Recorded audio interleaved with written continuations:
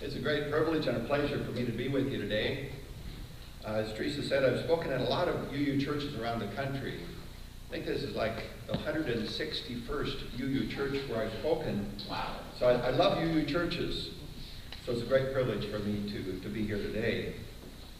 When I served the United Methodist Church in Dallas Center, Iowa, I became acquainted with the UU minister in Des Moines. And when she realized that I believed in Universalism, she invited me to attend a special service that their church was going to be having. It was going to be in the small town of Mitchellville, which is just a few miles east of Des Moines. And it was going to be in a church building that originally housed the Universalist congregation. There was not a congregation there anymore, but they had the tradition of having one service there each summer as a way of celebrating their Universalist heritage. So I was happy to accept her invitation to join them for that service. And I'll always remember, as I walked up the walk in front of that church, over the door it read, Universalist Church. And I thought, I have arrived at home. Universalism has been important to me for a long time, and that's why I wrote a book on the subject and travel around speaking on Universalism. Today I'm going to be speaking on the history and the significance of the teaching of Universalism. It is sometimes referred to as universal salvation, so I'd like to offer a definition of salvation that's probably different from what you've heard from other sources. You're probably aware that at least among conservative Christians, the definition of salvation for them would be to accept Jesus as your personal Savior so you can go to heaven when you die. Yes. Well, I believe that's not a very adequate understanding of salvation because it doesn't necessarily involve any change or growth. So a definition I've come up with that works for me is that salvation is to learn and grow either with or without divine influence so as to experience fullness of life in this life and beyond. And if you don't believe in the divine, or if you don't believe in life after death, then you can just leave those parts off the definition. and so to me, the most basic definition of salvation is to learn and grow so as to experience fullness of life. So in contrast to what many people believe, I reject the idea that many people are going to suffer forever in hell. Instead, I believe that everyone will eventually experience salvation or fullness of life. And if that doesn't take place for certain individuals in this lifetime, I believe it will take place sometime beyond. During the time of the early church, it was commonly taught in most of the religions of the day that a lot of people would spend eternity suffering in hell. But there was one exception at least, and that was that they were the Zoroastrians. And that's pretty wonderful. That faith was formed, I think, like in the 5th or the 6th century in the area of Persia, which is where the current country of Iran is. And I don't know if there were any Zoroastrians in Israel at the time where Jesus lived. There might have been, because some trade routes went through there. But whether he ever met a Zoroastrian or not, Jesus, it seems to me, is very clear, also believed in Universalism. That seems clear from many passages in the Bible. But in the environment where the conventional wisdom of the day was that most people would spend eternity suffering in hell, it was sometimes hard to convince them otherwise. And so there were some people who were converted to Christianity. They professed to be followers of Jesus, but at the same time, they weren't completely converted because they continued to hold on to the belief of endless suffering of many people beyond death. But many of the early Christians were converted, fully converted. And it's, of course, impossible to go back to poll the people to determine what the percentage was that believed in Universalism. But it seems that it was probably the majority, and it may have been the vast majority of the early Christians who believed in Universalism or universal salvation. Those included Clement and Origen of Alexandria, two of the most prominent leaders and theologians in the early church.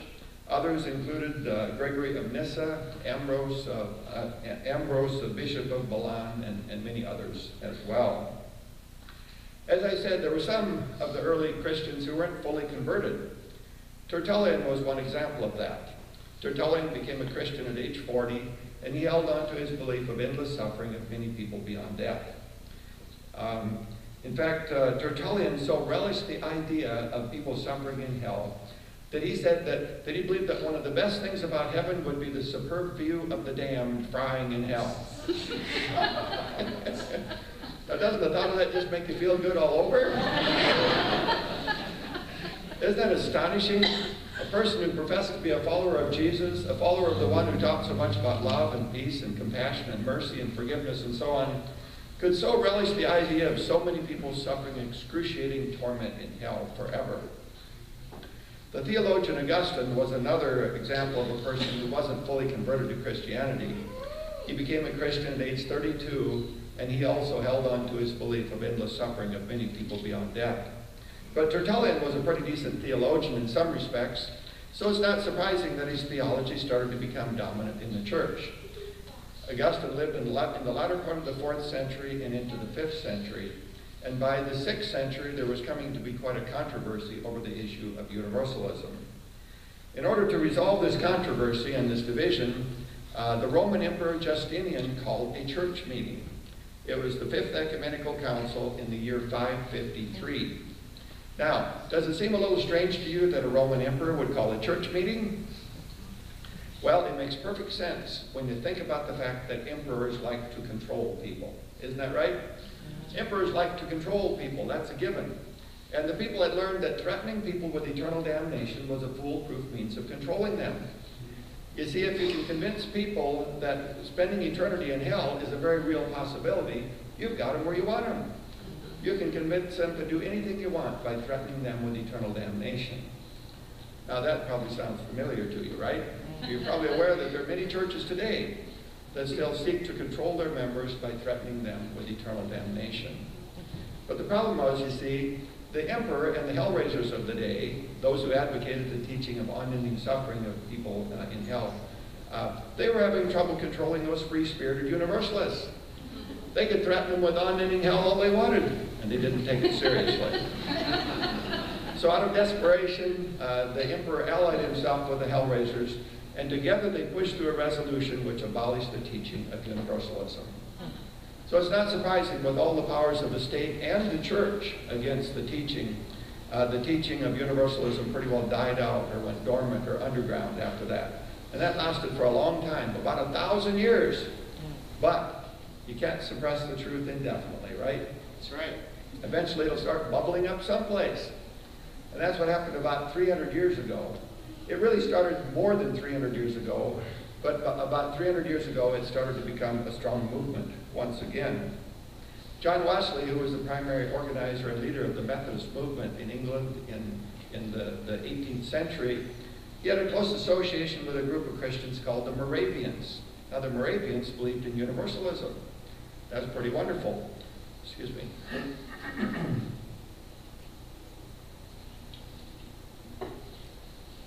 But in those early years, Wesley didn't agree with them.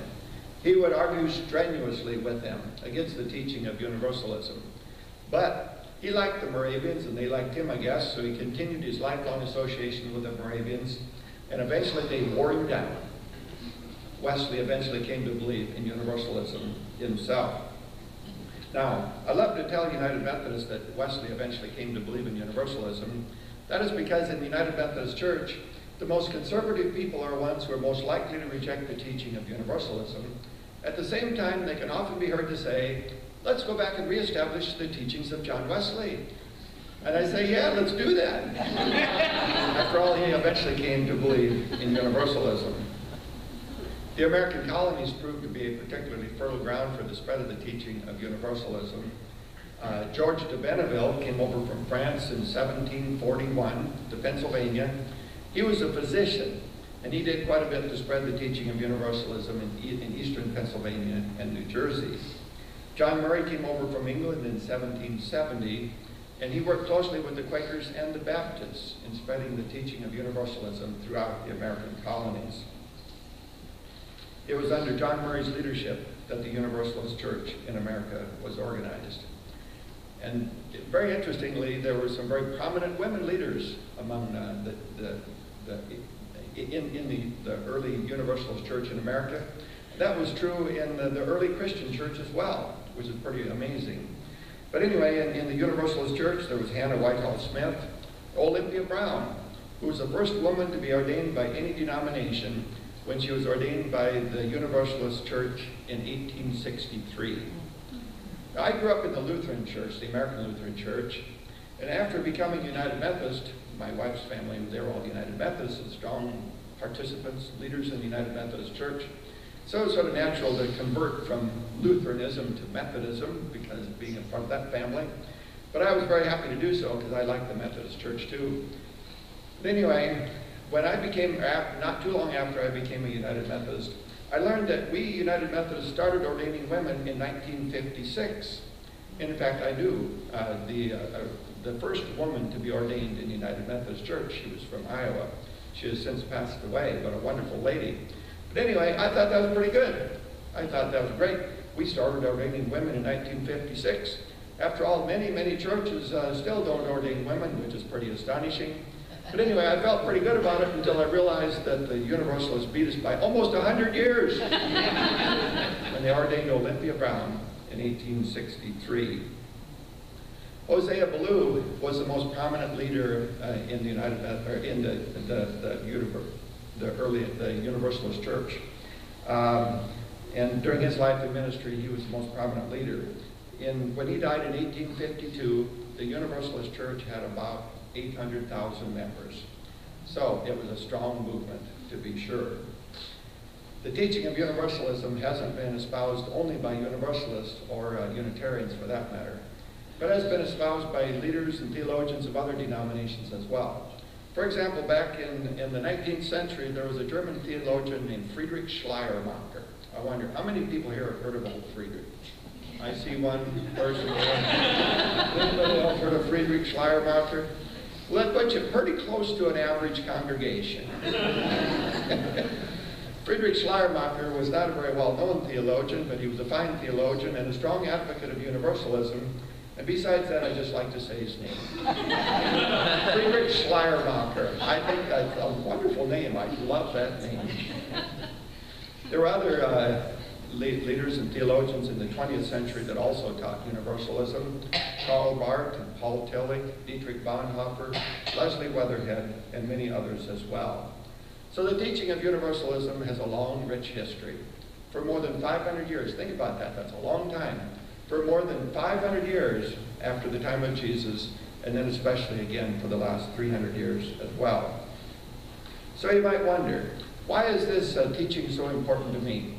Why would I, as a United Methodist minister, travel around speaking on Universalism? Unfortunately, that's not a part of the doctrine in the United Methodist Church, to believe in Universalism or universal salvation. So why would I find myself swimming upstream in my denomination? Well, obviously it's because it's important to me. And that's because it seems to me that the teaching of a God of eternal damnation has prevailed for far too long in most churches and in our society at large, and with devastating consequences. One of the reasons this is so important to me is because the teaching of a God of eternal damnation turns many people away from God. They just can't relate to the idea of a God who would throw people into hell kicking and screaming against their will to torture them forever because they were naughty. They would never ever do that to their own children. It's an absurd, a literally insane concept to torture your own children without end.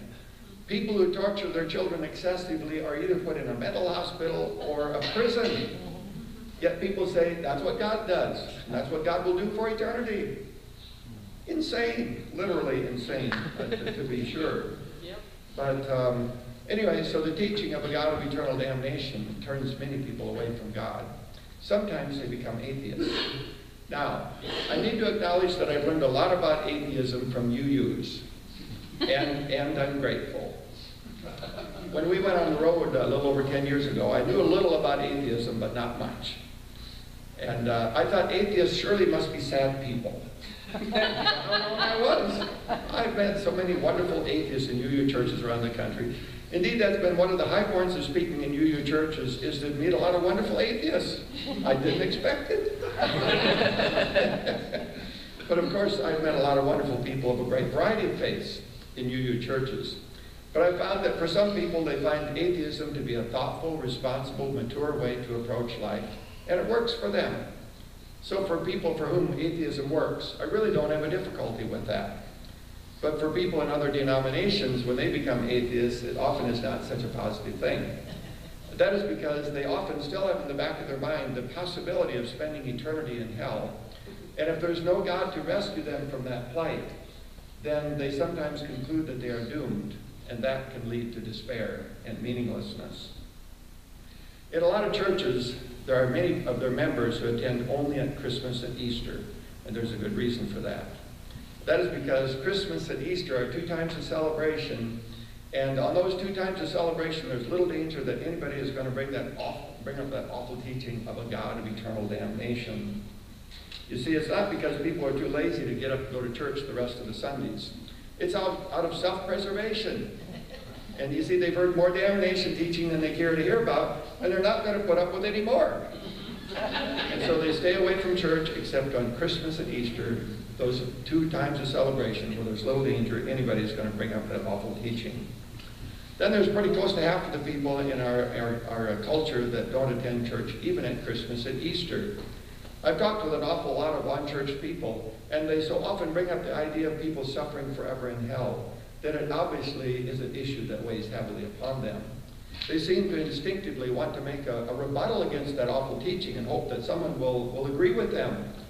And they seem to instinctively reject the idea of a monster God who throws people into hell, kicking and screaming against their will, to torture them forever, just because they didn't measure up to some standard or didn't get themselves saved before they died or whatever. So they instinctively reject that monster and uncaring God. But they also seem to instinctively reject the idea of a weak and uncaring and not a very appealing God. And that is a God who allows people to go through life and then of their own free will somehow end up in hell, and then just to abandon them there. What kind of a God is that? Either a monster God who tortures people forever because they were naughty, or a God who is kind of weak and not caring, and either doesn't have the ability to save everybody or who doesn't want to save everybody. And so there are many people that aren't aware that there are open-minded and progressive United Methodist churches and Lutheran, Episcopal, and so on, as well as UU churches, of course. They're not aware that there are churches that teach love instead of judgment, that teach hope instead of damnation, and so they drop out of church altogether. We all want to make the world a better place, and this is what motivates me more than anything else to travel around the country speaking on universalism. We all want to make the world a better place, but we're not likely to accomplish very much in that regard, as long as the teaching of a God of eternal damnation continues to prevail in most churches and in our society at large. That is because people's perception of God has a powerful and direct influence on how they live their lives. If people believe that God is judgmental and condemning and cruel, then it's very, very easy to justify living that same way themselves. It's like the old song, "One Tin Soldier" goes, "Go ahead and hate your neighbor. Go ahead and cheat a friend. Do it in the name of heaven. You can justify it in the end." Sadly, I see people in our own country and around the world every day seeking to justify evil behavior in the name of God, in the name of heaven. And it's much easier to do that if we believe that God is judgmental and condemning and cruel. On the other hand, if we believe that God is loving and kind and merciful and gracious and patient and so on, it's much more likely that we will live according to those standards as well. I believe this is of enormous significance. I believe that if we're going to change the world for the better, perhaps the most important single thing that we need to do is to change people's perception of God. There's a man named Robert Short who wrote a book called Something to Believe In. And in that book, along with the many, many things that are worth quoting, he says that people tend to resemble the gods they serve. I think that is profound. And so it seems to me it's hard to raise people's behavior above their perception of God. And so what we need to do is to change people's perception of God from that of being judgmental and cruel to being loving and kind. During the Civil War, Abraham Lincoln was sometimes criticized because he loved his enemies too much. He was told, "You shouldn't love your enemies, you should seek to destroy them." To which Lincoln replied, "Do I not destroy my enemies when I make them my friends?" Isn't that powerful? Do I not destroy my enemies when I make them my friends? Abraham Lincoln was a Universalist, and because of that, he could love even his enemies. And what a difference that made in how he lived his life. I believe that we who believe in universalism are called to live the same way. We who believe in universalism, who believe in the preciousness of each individual and the power of love, are called to rise above being judgmental and condemning and cruel, to be able to transform the world through love. So we who believe in universalism have a wonderful message to share with the world, and it's powerfully important that we do so. Again, in Robert Short's book, Something to Believe In, he says that there is too much at stake for us to allow ourselves to be intimidated by the wrathful self-righteousness of the hell-raising gloomy doomies. Isn't that some mouthful? There is too much at stake for us to allow ourselves to be intimidated by the wrathful self-righteousness of the hell-raising gloomy doomies. Then he goes on to say, therefore, our witness to them should be just as aggressive and unambiguous as theirs has been to us. Fundamentalists can be intimidating, can't they? They go around quoting the Bible and asking people whether or not they're saved. They exhibit such confidence, so they can be intimidating. But I say, let's not be intimidated. Instead, rather, we are the ones with the good news. They, in contrast, spread a teaching that is divisive and leads to cruel and inhumane behavior and justifies abuse. With their understanding, it is really no big deal to torture people, whether that's at Guantanamo Bay or whatever. After all, they believe that God fashioned hell specifically for the purpose of torturing naughty people for eternity. And if it's okay for God to torture people, it surely must be okay for us to do so. Besides that, the torture that we might inflict upon others, whether it's waterboarding or whatever, is nothing compared to the torture that they say that God will inflict upon people forever in a literal lake of fire, no less. So we who believe in love, who believe in universalism, who believe in the preciousness of each individual, have a wonderful message to share with the world. And so it is important that we not be intimidated by the hellraisers. The teaching of a God of eternal damnation leads to wars and racism and oppression and abuse, while the spread of the teaching of universalism leads to equality, respect, love, and dignity for all. So I say, let's not be intimidated. Instead, let us freely and boldly proclaim to others the wonderful message of universalism, and the world will be infinitely better off because of it. Amen. Amen.